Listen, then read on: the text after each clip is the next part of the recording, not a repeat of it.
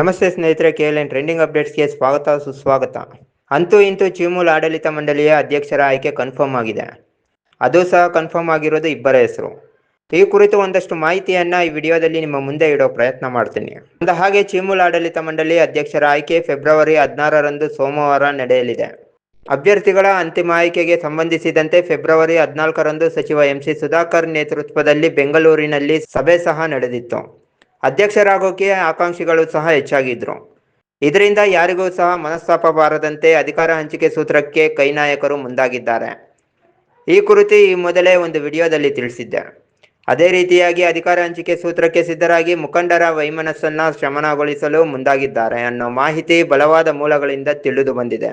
ಸಭೆಯಲ್ಲಿ ಜಿಲ್ಲೆಯ ಕಾಂಗ್ರೆಸ್ ಪಕ್ಷದ ಹಾಲಿ ಮಾಜಿ ಶಾಸಕರು, ಚಿಮುಲ್ ನಿರ್ದೇಶಕರು ಭಾಗಿಯಾಗಿದ್ರು. ಇನ್ನು 4ನೇ ಬಾರಿ ನಿರ್ದೇಶಕರಾಗಿರೋ ಬಾಗೇಪಲ್ಲಿಯ ವಿ ಮಂಜುನಾಥ ರೆಡ್ಡಿ ಹಾಗೂ 3ನೇ ಬಾರಿ ಹ್ಯಾಟ್ರಿಕ್ ಗೆಲುವು ಸಾಧಿಸಿರುವ ಚಿಂತಾಮಣಿ ಕಸ್ಬಾ ಕ್ಷೇತ್ರದ ಚಿಮುಲ್ ನಿರ್ದೇಶಕ ಊಲವಾಡಿ ಬಾಬು ನಡುವೆ ಅಧ್ಯಕ್ಷ ಸ್ಥಾನಕ್ಕೆ ತೀವ್ರ ಪೈಪೋಟಿ ಎದುರಾಗಿತ್ತು. ಜೊತೆಗೆ ಸರ್ಕಾರಿ ನಾಮಿನಿ ಮೂಲಕ ಮಾಜಿ ಸಚಿವ ಶಿವಶಂಕರ್ ರೆಡ್ಡಿಯವರು ಸಹ ಅಧ್ಯಕ್ಷರಾಗುವ ಬಯಕೆಯನ್ನು ಹೊರಹಾಕಿದ್ರು. ಆದರೆ ಕಾಂಗ್ರೆಸ್ ನಾಯಕರು ಅಧ್ಯಕ್ಷರ ಅವಧಿಯನ್ನು ತಲಾ 2.5 ವರ್ಷ ಹಂಚಿಕೆ ಮಾಡಲು ನಿರ್ಣಯ ಆಗಿದೆ. ಮೊದಲ ಅವಧಿಗೆ ಬಾಗೇಪಲ್ಲಿಯ ಮಂಜುನಾಥ ರೆಡ್ಡಿ ಹಾಗೂ 2ನೇ ಅವಧಿಗೆ ಚಿಂತಾಮಣಿಯ ಊಲವಾಡಿ ಬಾಬುರವರಿಗೆ ಅಧ್ಯಕ್ಷ ಸ್ಥಾನ ಫಿಕ್ಸ್ ಆಗಿದೆ ಅನ್ನೋ ಮಾತು ಕೇಳಿ ಬಂದಿದೆ.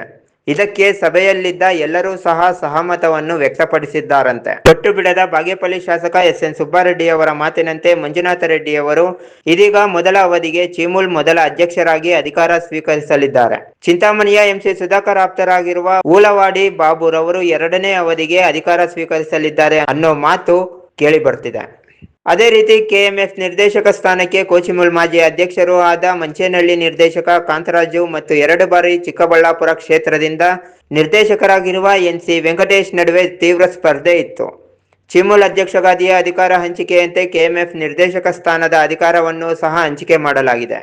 ಕಾಂತರಾಜುರವರಿಗೆ ನಿರ್ದೇಶಕ ಸ್ಥಾನ ನೀಡಬೇಕು ಅಂತ ಶಾಸಕ ಪುಟ್ಟಸ್ವಾಮಿ ಗೌಡರ ಒತ್ತಾಯವಾಗಿತ್ತು. ಇತ್ತ ಸಚಿವ ಸುಧಾಕರ್ ಆಪ್ತರಾಗಿರುವ NC ವೆಂಕಟೇಶ್ ರನ್ನು KMF ನಿರ್ದೇಶಕರನ್ನಾಗಿ ಮಾಡುವ ಚಿಂತನೆ ನಡೆದಿತ್ತು.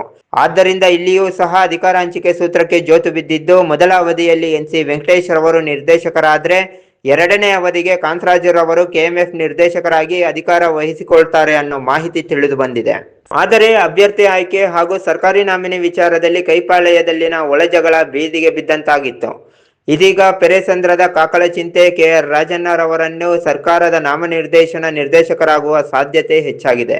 ಮುಖಂಡರ ಒಳಜಗಳದಿಂದ ಶಾಸಕ ಪ್ರದೀಪ್ ಈಶ್ವರ್ ರವರಿಗೆ ಕೊಂಚ ಹಿನ್ನಡೆಯಾಗಿದೆ. ಅಲ್ಲದೆ ಶಾಸಕ ಪ್ರದೀಪ್ ಈಶ್ವರ್ ಸಭೆಯಲ್ಲಿ ಭಾಗಿಯಾಗದಿರುವುದು ಮತ್ತೊಮ್ಮೆ ಸಚಿವರ ಹಾಗೂ ಶಾಸಕರ ವೈಮನಸ್ಸು ಬೀದಿಗೆ ಬಿದ್ದಂತಾಗಿದೆ. ಅತ್ತ ಗೌರಿಬಿದನೂರಿನಲ್ಲಿ ಕಾಂತರಾಜು ವಿರುದ್ಧ ಮಾಜಿ ಸಚಿವ NS ಶಿವಶಂಕರ್ ರೆಡ್ಡಿಯವರು ವಿರುದ್ಧವಾಗಿದ್ರು. ಅಲ್ಲದೆ ಪುಟ್ಟಸ್ವಾಮಿ ಗೌಡರ ವಿರುದ್ಧ ತೊಡೆತಟ್ಟಿದ್ರು.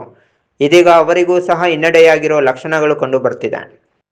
ನೋಡಿದ್ರಲ್ಲ ಸ್ನೇಹಿತರೆ, ಈ ಮಾಹಿತಿ ನಿಮಗೆ ಇಷ್ಟವಾಗಿದೆ ಅಂತ ತಿಳ್ಕೊತೀನಿ. ವಿಡಿಯೋಗೆ ಒಂದು ಲೈಕ್ ಕೊಡಿ, ಕಾಮೆಂಟ್ ಮೂಲಕ ನಿಮ್ಮ ಅನಿಸಿಕೆ ತಿಳಿಸಿ. ಮತ್ತೊಂದು ಇಂಟ್ರೆಸ್ಟಿಂಗ್ ವಿಚಾರದೊಂದಿಗೆ ನಿಮ್ಮ ಮುಂದೆ ಬರ್ತೀನಿ. ಜೈ ಹಿಂದ್, ಜೈ ಕರ್ನಾಟಕ ಮಾತೆ.